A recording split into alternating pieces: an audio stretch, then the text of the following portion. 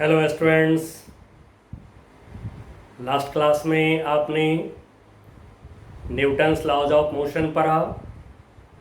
उसमें first law, second law, third law को पढ़े आप।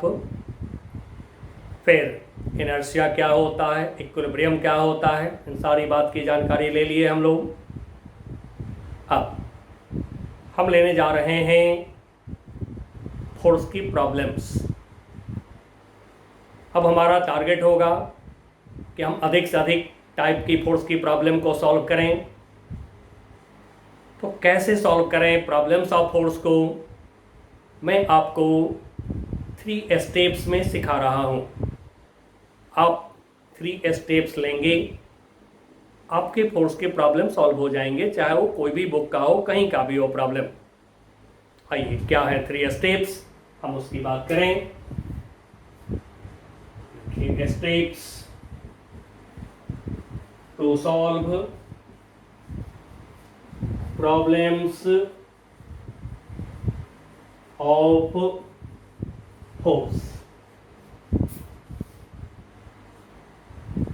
सबसे पहला step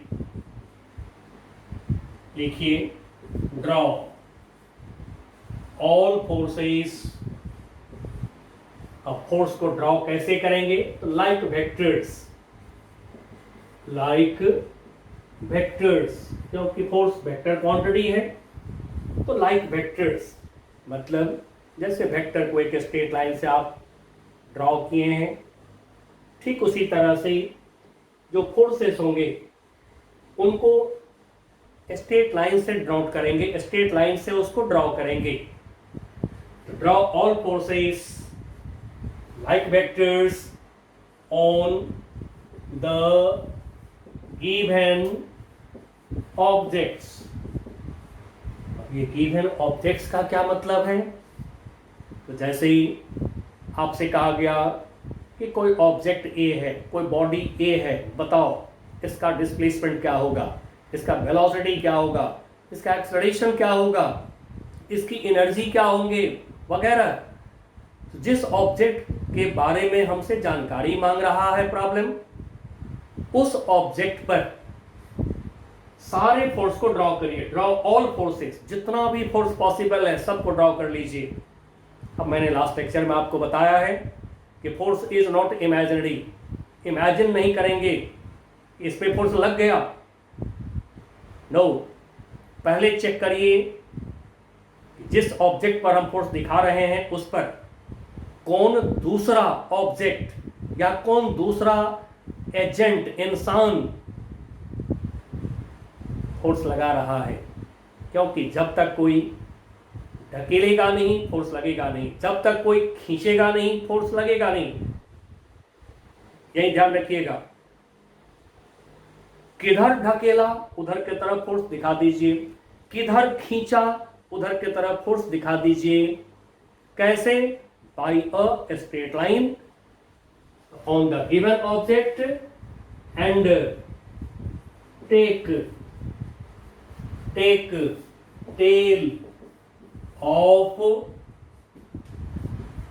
forces tails of forces on that object। ये भी बात पर ध्यान रखना है, जब फोर्स को आप ड्रॉ कर रहे हैं, फोर्स को दिखा रहे हैं, फोर्स की ड्राइंग कर रहे हैं लाइक वेक्टर स्ट्रेट लाइन से फोर्स को दिखा रहे हैं, तो वहां पर जो वेक्टर की टेल है, फूट है, फोर्स की जो टेल है, फूट है, वो होना चाहिए ऑन दैट ऑब्जेक्ट। जिस ऑब्जेक्ट पर फोर्स दिखाएंगे उस ऑब्जेक्ट पर फोर्स का टेल होना चाहिए, वेक्टर का टेल होना चाहिए। अब एक ऑब्जेक्ट है तो कोई परेशानी नहीं, लेकिन जब 2-3 ऑब्जेक्ट एक साथ होते हैं तो वहां पर फोर्स आपस में मिक्स होने लगते हैं। हमें पता कभी कभी नहीं चलता है कि ये फोर्स किस पे हमने लगा दिया, ये किस पर ये फोर्स लग रहे हैं। तो वहां पर एक काम करना चाहिए, फ्री बॉडी डायग्राम ड्रॉ कर लेना चाहिए। अब क्या है फ्री बॉडी डायग्राम, तो आइए फर्स्ट स्टेप में हम अभी चल रहे हैं। पहला स्टेप पर हम चल रहे हैं, ड्राइंग ऑफ फोर्स की बात कर रहे हैं। अभी हम पहले ऑब्जेक्ट पर फोर्स को ड्रॉ कर रहे हैं, दिखाएंगे हम। तो इसके लिए free body diagram free body diagram, short में एफबीडी भी बोलते हैं, एफबीडी फ्री बॉडी डायग्राम। अब जब दो या दो से ज्यादा ऑब्जेक्ट एक साथ हो तो वहां पर आप फ्री बॉडी डायग्राम ड्रॉ करिए। फ्री बॉडी डायग्राम में एक ऑब्जेक्ट पर फोर्स दिखाना है, एक टाइम पर रखना है सभी ऑब्जेक्ट को एक साथ। फ्री बॉडी डायग्राम का होता है या नहीं, बॉडी को फ्री कर दिया, अलग कर दिया, नो, बॉडी सारे रहेंगे एक साथ, लेकिन एक ऑब्जेक्ट पर, एक बॉडी पर हम फोर्स को ड्रॉ करेंगे, देन जो डायग्राम होगा उसको कहते हैं फ्री बॉडी डायग्राम।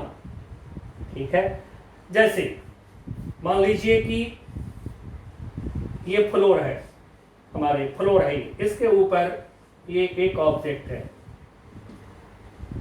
एक ब्लॉक, इस तरह के शेप को ब्लॉक कहते हैं लोग। ये एक ब्लॉक है, एक ऑब्जेक्ट है, इसके ऊपर एक और ऑब्जेक्ट है, इसको मैं ए बोल रहा हूं, इसको मैं बी बोल रहा हूं।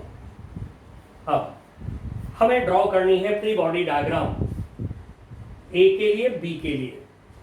चलिए, FBD free body diagram for object A, और ऑब्जेक्ट ए के लिए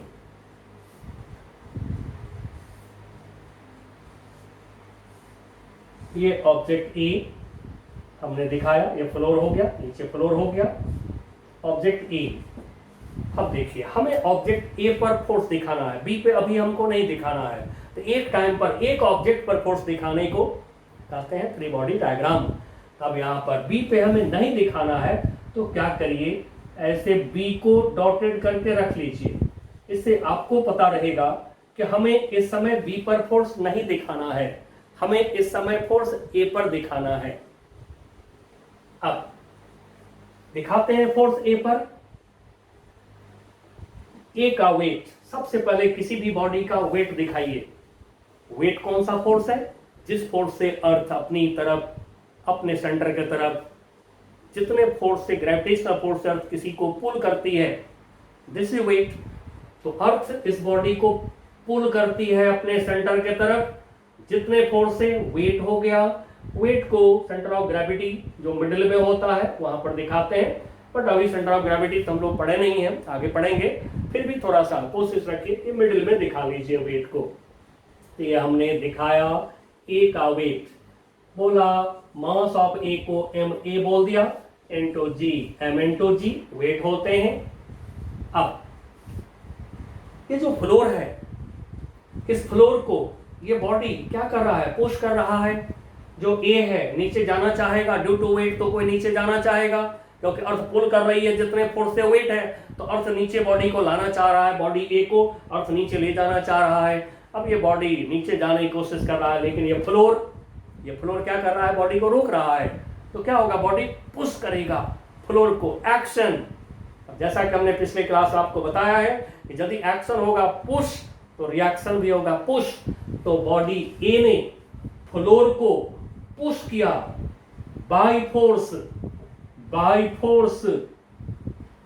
सपोज आर, मैंने आर बोल दिया फोर्स को, बाय फोर्स आर, ए ने, बॉडी ए ने फ्लोर को पुश किया आर फोर्स से। तो ये जो फ्लोर है ये भी बॉडी को पुश करेगा आर फोर्स से। थोड़ा साइड करके दिखा रहा हूं, ऐसे तो होगा इसी लाइन पर, सेंटर ऑफ ग्रेविटी वाले लाइन पर फोर्स, बट थोड़ा सा देखने के लिए साइड कर दे रहा हूं। ये हो गया आर फोर्स से फ्लोर ने बॉडी को पुश किया, उल्टा रिएक्शन। अब बच्चों, जैसा कि मैंने आपको बताया है कि टू बॉडीज जब टच करेंगे तो एक दूसरे पर वो फोर्स लगा सकता है। मैग्नेट होगा, चार्ज होगा, या ग्रेविटेशन में जब हम जाएंगे तो हम थोड़े डिस्टेंस से भी फोर्स दिखा सकते हैं, बट अभी टच में फोर्स हमें दिखाना है। तो बॉडी बी बॉडी ए को टच कर रहा है, बॉडी बी ये भी तो ड्यू टू वेट नीचे जाना चाहेगा, तो क्या होगा? बॉडी ए को बॉडी बी पुश करेगा, एक्शन। तो फिर बॉडी ए भी बॉडी बी को पुश करेगा, उल्टा रिएक्शन। तो बॉडी बी ने जो पुश किया बॉडी ए को, इस फोर्स को मैं बोल रहा हूं इस फोर्स को, जिस फोर्स से बॉडी बी ने बॉडी ए को पुश किया, इस फोर्स को मैं बोल दिया आर डैश, आर डैश। अब आप कहेंगे कि वेक्टर का साइन तो दिया नहीं, ये सारे वेक्टर हैं तो वेक्टर का साइन दिया नहीं। तो बच्चों फ्री बॉडी डायग्राम ड्रॉ करने के समय आप वेक्टर को यूज नहीं करेंगे, वेक्टर का साइन नहीं देंगे, ओनली मैग्नीट्यूड लिखेंगे फोर्स के और डायरेक्शन स्ट्रेट लाइन से दिखाएंगे। तब ये ए के लिए हो गया फ्री बॉडी डायग्राम। अब आप जरा सोच के देखिए तो क्या बॉडी ए पर और भी कोई फोर्स लग रहा है? सरफेस अभी स्मूथ है हमारा, ठीक है, अभी फ्रिक्शन हम लोग नहीं सोचेंगे। क्या ऊपर नीचे कोई और भी फोर्स बॉडी ए पर है? यदि आपका मन कहता है हाँ, तो पूछिए कौन लगा रहा है। जब तक लगाने वाला नहीं मिले तब तक फोर्स मत लगाइएगा किसी पर। फोर्स इमेजिनरी नहीं है, फोर्स को कभी इमेजिन मत करिएगा। हो सकता है सूडो फोर्स आपने नाम सुन लिया होगा मेरे से पहले, मेरे पढ़ाने से पहले। सूडो फोर्स की बात हम करेंगे बाद में, बट अभी एक्चुअल फोर्स पर हम लोग काम कर रहे हैं। तो और कोई फोर्स नहीं है। ये हो गया फ्री बॉडी डायग्राम। अब बॉडी बी के लिए हम फ्री बॉडी डायग्राम ड्रॉ कर रहे हैं। तो इस समय बॉडी ए को कर दीजिए डॉटेड। डॉटेड से हमें पता रहेगा कि इस समय हमें बॉडी ए पर फोर्स नहीं दिखाना है। बॉडी ए को डॉटेड कर दिया आपने, बॉडी बी पर हमें फोर्स दिखाना है। बॉडी बी को क्लियर सॉलिड लाइन से ड्रॉ कर लिया हमने। तो ये बॉडी बी हो गया हमारा। अब बॉडी बी पर दिखाते हैं फोर्स। तो बॉडी बी का वेट सबसे पहले, क्योंकि अर्थ बॉडी बी को पुल कर रहा है ग्रेविटेशनल फोर्स से अपने सेंटर की तरफ, एंड सो बॉडी बी का वेट, बॉडी बी का वेट। और बॉडी बी के मास को एम बी बोल देते हैं, एम बी इंटू जी, बॉडी बी का वेट दिखाया हमने। अब देखिएगा जैसा हम लोगों ने बात किया था अभी, बॉडी बी बॉडी ए को पुश कर रहा है बाई फोर्स आर डैश। तो फिर इसको एक्शन बोल लीजिए। तो बॉडी ए बॉडी बी को पुश करेगा by reaction R dash, R dash same line के अलोंग दिखाएंगे। जिस लाइन के अलोंग वेट उस लाइन के अलोंग दिखा लेंगे। ऐसे थोड़ा दाएं बाएं भी दिखा सकते हैं प्रॉब्लम करने के समय। इसको बोला हमने आर डैश। अब बच्चों, कई सारे बच्चे के मन में ये रहता है, या बहुत सारे लोग बोल भी देते हैं कि एक बॉडी अपने वेट से दबा रहा है, एक बॉडी अपने वेट से पुश कर रहा है। No, this is misconception. Due to weight body नीचे जाना चाहता है, और यदि कोई नहीं जाने देगा नीचे तो पुश करेगा। इसको एक्शन बोल लीजिए। तो फिर रिएक्शन भी पुश, दूसरा बॉडी भी पहले को पुश करेगा, रिएक्शन। तो हमने लिया बॉडी बी ने बॉडी ए को पुश करा जितने फोर्स से, आर डैश बोला हमने, एक्शन। तो फिर बॉडी ए ने बॉडी बी को पुश करा, बॉडी बी को पुश करा आर डैश फोर्स से, रिएक्शन। तो ये फ्री बॉडी डायग्राम ड्रॉ करने का तरीका हमने आपको सिखा दिया है। अब फोर्स का दिखाना हो गया, तो फिर हम अब ले रहे हैं सेकंड स्टेप। सेकंड स्टेप हमारा क्या है? तो बच्चों, जैसा कि आपने वेक्टर में पढ़ा हुआ है, 3 स्टेप्स रिजल्टेंट निकालने के लिए, बहुत सारे वेक्टर रिजल्टेंट निकालने के 3 स्टेप्स, वही वेक्टर वाला 3 स्टेप्स यहाँ पर हम लोग यूज करेंगे। आपको हिंट दे दिया कि क्या यूज करने जा रहे हैं, कौन सा स्टेप हम ले रहे हैं। Number 2, second step, resolve, resolve all forces along the line, along the line of motion, along the line of motion, and along the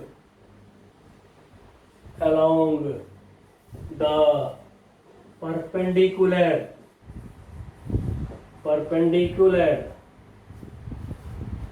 to the line of motion।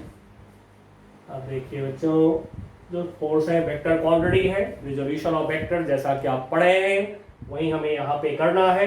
अब रहा कि लाइन ऑफ मोशन क्या है, तो line of motion कहते हैं उस straight line को जिस स्ट्रेट लाइन के अलाउंग या तो आपका बॉडी चल रहा हो या चलने की कोशिश कर रहा हो, the line along which either an object is moving और object can move, then that straight line is called line of motion.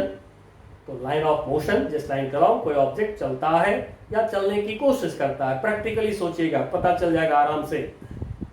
अब उस पे परपेंडिकुलर ड्रॉ कर लिया। अब ये जो रिजोल्यूशन है, इस रिजोल्यूशन में हम क्या करेंगे, तो रिजोल्यूशन में हम लोग बस यही जो आप सीखे हैं कि कोई वेक्टर है ए, अब इस वेक्टर ए को रिजॉल्व करते हैं। एक एंगल देखा हमने थीटा, जिस लाइन से एंगल देखा थीटा उस लाइन पर कंपोनेंट ए कॉस थीटा, परपेंडिकुलर लाइन पे कंपोनेंट ए साइन थीटा। अब एफ होगा तो जिस लाइन से एंगल देखेंगे थीटा उस लाइन पर एफ कॉस थीटा ले लेंगे, दूसरे लाइन पर एफ साइन थीटा ले लेंगे। इस तरह से सारे फोर्स को रिजॉल्व कर देंगे इसी फिगर पर, दूसरा फिगर नहीं, इसी फिगर पर एफ बी डी पर। फ्री बॉडी डायग्राम पढ़ी, ये काम करेंगे हम। अब थर्ड स्टेप ले रहे हैं। थर्ड स्टेप में आपको इक्वेशन फॉर्म हो जाएंगे। आइए इक्वेशन फॉर्म करते हैं।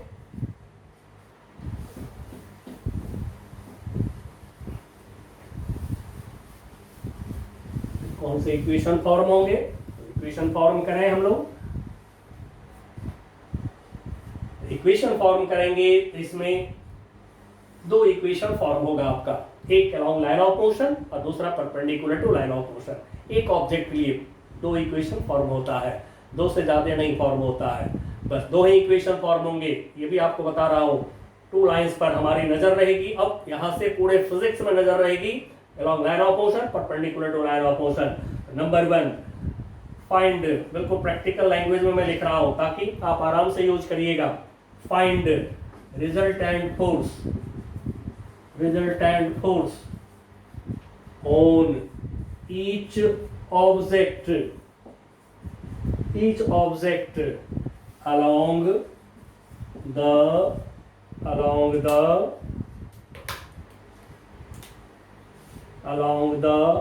line of motion, और ये निकालने के बाद इक्वल टू m इंटू ए कर लीजिए, इक्वेशन 1। अब कोई भी प्रॉब्लम में या तो ए आपको दे देगा या ए आपसे मांगेगा। फिर जैसा कि हमने बात कर लिया है आपसे लास्ट क्लास में, इक्विलिब्रियम वर्ड यदि देखा आपने तो समझ जाइएगा ए 0 है। अब ये हमने क्या लगाया है, Newton second law of motion, resultant force equal to m into a, ये लगा दिया बस। अब सेकंड स्टेप हमारा होगा सेम तरीका से, find resultant force on each object along the perpendicular to the line of motion, and फिर इक्वल टू m इंटू ए कर लेंगे, इक्वेशन नंबर 2। अब बच्चों 1 ऑब्जेक्ट के लिए 2 इक्वेशन होंगे, बस 2 ऑब्जेक्ट्स होंगे तो 4 इक्वेशन होंगे। इस तरह से आप ईच ऑब्जेक्ट के लिए 2 इक्वेशन बना सकते हैं। लेकिन थोड़ा सा मैं आपको एक हिंट कर दे रहा हूं ताकि थोड़ा काम जल्दी होगा। यदि फ्रिक्शन नहीं है, अभी तो फ्रिक्शन हम ले नहीं रहे हैं, यदि फ्रिक्शन नहीं है तो तब perpendicular to line of motion ये फोर्स को छोड़ दीजिएगा। अभी जब फ्रिक्शन आएगा then perpendicular to line of motion force का यूज होता है, ठीक है, तो प्रॉब्लम जल्दी सॉल्व होगा आपका। अब पहले इक्वेशन फॉर्म करिए, कुछ नहीं सोचिए, इक्वेशन पहले फॉर्म करिए, उसके बाद चेक कर लीजिए कितने अननोन है, उतने इक्वेशन हमने फॉर्म करा कि नहीं। जितने अननोन क्वांटिटी हमसे मांगा गया है उतने नंबर ऑफ इक्वेशन फॉर्म करिए।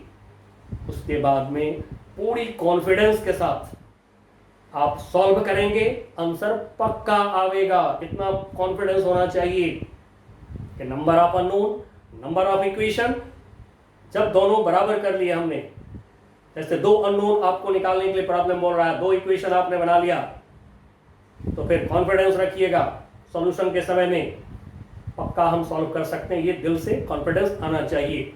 आइए बच्चों, हमने आपको स्टेप दे दिया है, अब आप होल फिजिक्स में फोर्स की प्रॉब्लम 3 स्टेप्स में करिएगा, कहीं दिक्कत नहीं आवेगा।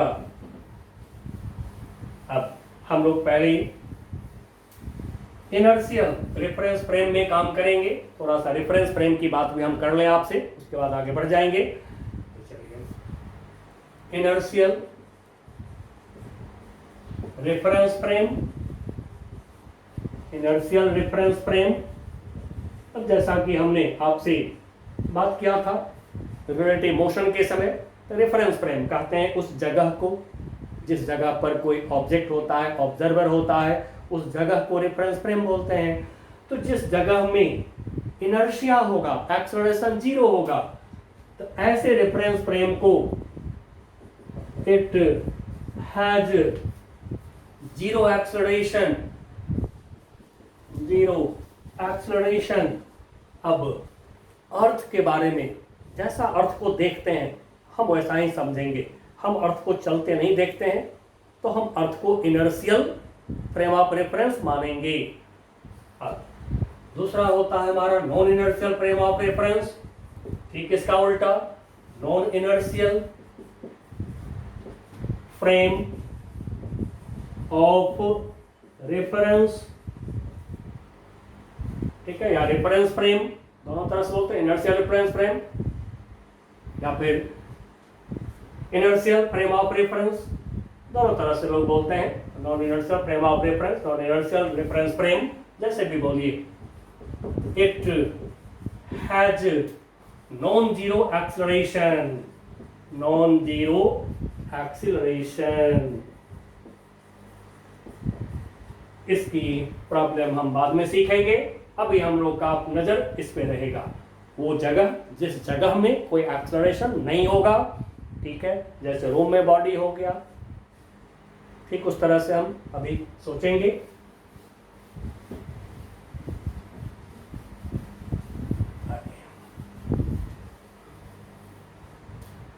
नाउ अब यहां से हम एग्जांपल ले रहे हैं।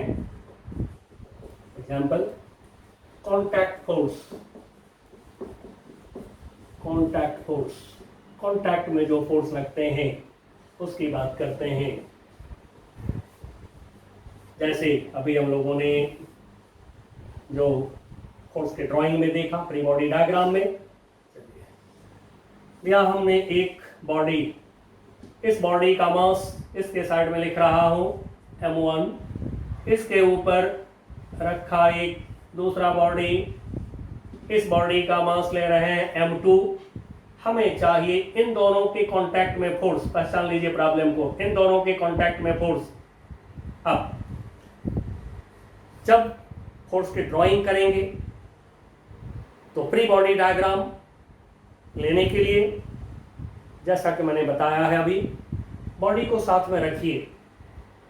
अभी शुरुआत में बिगिनर्स के लिए जिस पे फोर्स दिखाते हैं उसको पूरा सॉलिड लाइन से दिखा के, और जिस पे फोर्स नहीं दिखाने का भी आपका मन करे या जरूरत नहीं है, या कहीं अभी हमको इस पर फोर्स नहीं दिखाना है, तो उसको डॉटेड लाइन से लेकिन ड्रॉ कर लिया करिए, ताकि ये ना लगे कि ये बॉडी हट गया हमारे सिस्टम से, ऐसा ना लगे। तो चलिए एफबीडी डायग्राम हम ड्रॉ करते हैं। इस कॉन्टैक्ट में हमें फोर्स चाहिए, तब थोड़ा सा हम सोच लें पहले।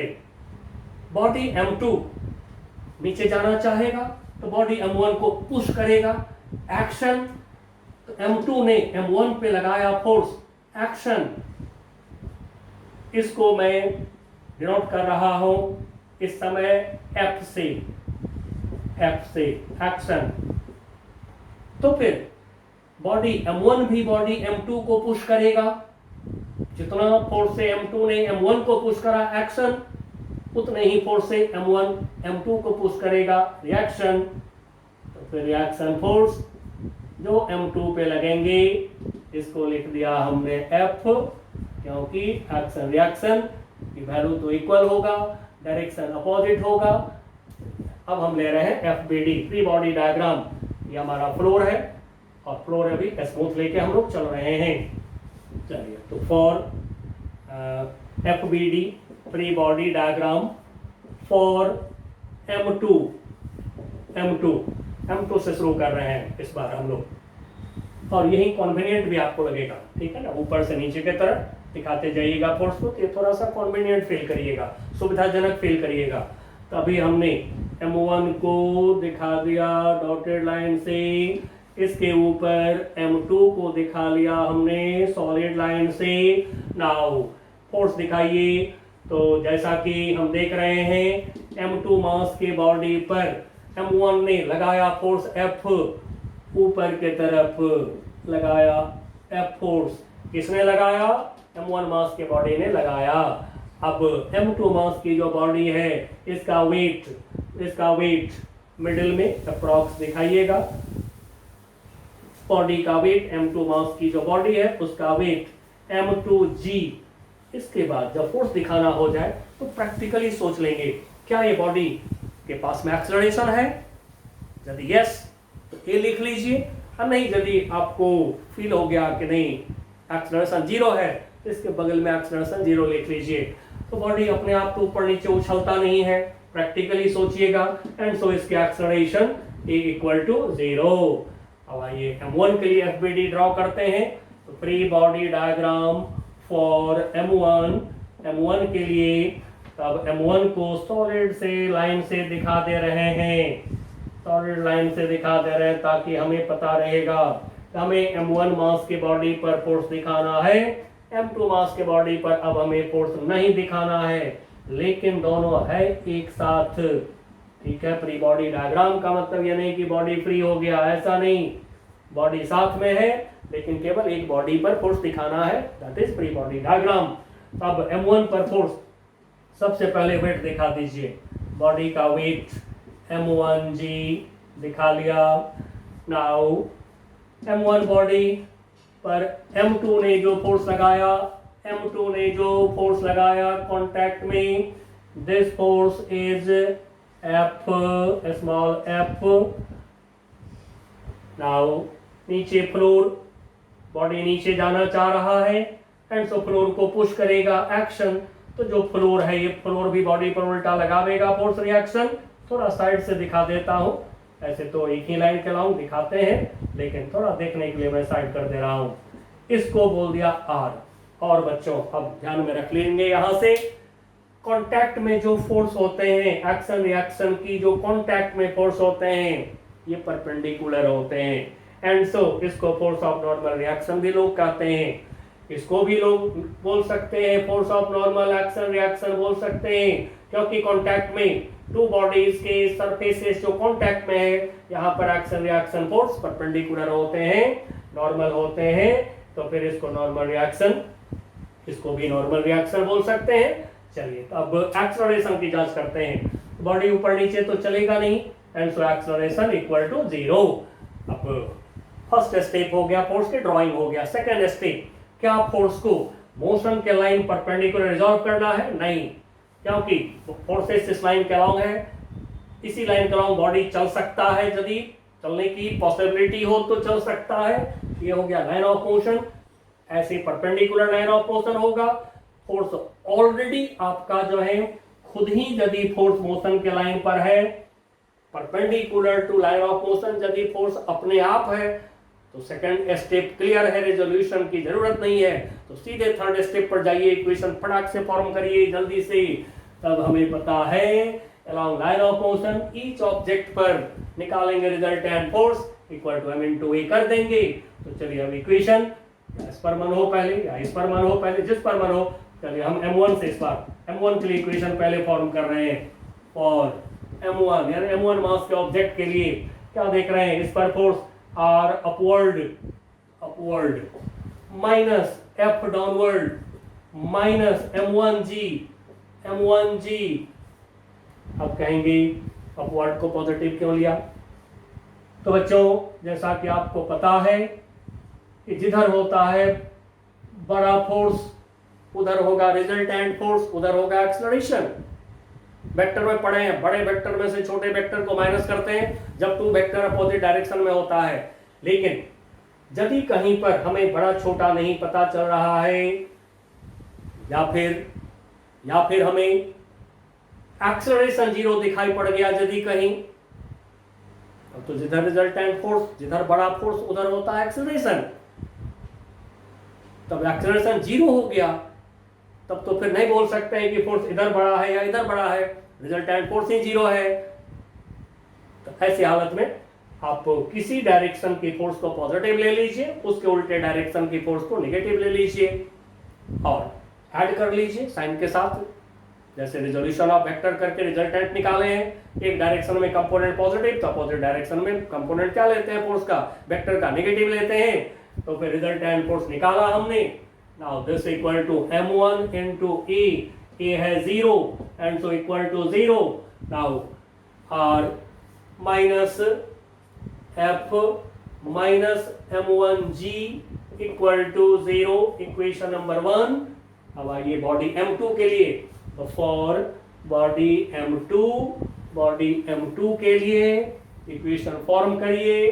तो फॉर m2 मास के बॉडी के लिए अब upward force F, downward m2g, acceleration इसका भी 0 है। तो एक तरफ की फोर्स को लिया पॉजिटिव, हमने अपवर्ड पॉजिटिव लिया शुरू से, अपवर्ड पॉजिटिव लेते आ रहे हैं, माइनस m2g, टोटल फोर्स निकाला equal to m into a, resultant force equal to m into a, m2 into a है 0 एंड सो इक्वल टू 0। अब देखिए इक्वेशन नंबर 2, अब हमें सॉल्व करना है, सॉल्व करके हमें f निकालना है। ठीक है, तो f निकालने के लिए अब आप कोशिश करिए यहां से। तब हम क्या करेंगे, दोनों इक्वेशन को ऐड करिए। ठीक है, ऐड करिए, सब्ट्रैक्ट करिए, अब यही सब करेंगे हम बस। तो फिर यदि दोनों इक्वेशन को हम ऐड करते हैं, इक्वेशन 1 इक्वेशन 2 को ऐड कर दें, f से f कैंसिल हो जाएगा, ये हो गया r माइनस m1g प्लस, ठीक है, दोनों को ऐड कर रहे हैं, माइनस कॉमन लिया हमने, कॉमन लिया तो फिर g ले लिया common, m1 plus m2। Now right side क्या है, 0 0 0 0। अब देखिए यहां से आपको r निकल गया। ठीक है, r equal to m1 plus m2 into g। r का भी वैल्यू मांगा जा सकता था, इक्वेशन 1 में डाल दीजिए। ठीक है, या फिर इक्वेशन 2 से f निकल रहा है। ठीक है, इक्वेशन 2 से देखिए तो f निकल गया, तो चलिए यहां से f निकाल लेते हैं, इक्वेशन 2 से ही निकाल लेते हैं, या इक्वेशन 1 में डाल दीजिए r की वैल्यू, तो भी f निकल जाएगा। तो इक्वेशन 2 को मैं यूज कर देता हूं, by equation 2 f equal to m2g। अब बच्चों इस प्रॉब्लम में एक बहुत अच्छी चीज है जिसको गौर कर लीजिएगा, ताकि आगे आने वाले प्रॉब्लम्स में हमें थोड़ा सा समय बचाना होगा। कैसे, तो देखिए जरा गौर से, फ्लोर का जो रिएक्शन फोर्स है दोनों बॉडी के वेट के इक्वल है। ठीक है, तो यदि किसी सरफेस पर आपको निकालना हो रिएक्शन फोर्स, तो फिर आप उसके ऊपर देख लीजिए कितने बॉडीज हैं, उन सारे बॉडी के वेट के इक्वल होगा यदि सिस्टम रेस्ट में है। फिर देखिए आप इस सरफेस पर देखिए, यहां पर जो कांटेक्ट फोर्स है, यानी कि एक्शन रिएक्शन फोर्स कांटेक्ट में जो है कितना है, जो इस सरफेस के ऊपर बॉडी है उसके वेट के इक्वल है। तो इसको मैं कहूंगा थोड़ा सा याद रखिएगा आप लोग, तो थोड़ा टाइम बचा सकते हैं प्रॉब्लम आप, क्योंकि आगे परीक्षण आएगा तो वहां पर हमें आर की जरूरत पड़ता है, हमें नॉर्मल फोर्स ऑफ रिएक्शन की जरूरत पड़ता है। तो बस खाली सरफेस के ऊपर देख लीजिए कितने बॉडी है, उसका वेट ले लीजिए, तो इस सरफेस पर रिएक्शन फोर्स मिल जाएगा। ठीक है, सिमिलरली इस सरफेस के ऊपर देखिए कितने बॉडी है, उसका वेट ले लीजिए, तो इस सरफेस पर रिएक्शन फोर्स मिल जाएगा आपको। चलिए बच्चों, यहाँ पर हम लोग एक एग्जाम्पल ले लिए हैं और एग्जाम्पल हम नेक्स्ट क्लास में लेते हैं। ठीक है बच्चों, तब तक के लिए बाय बाय।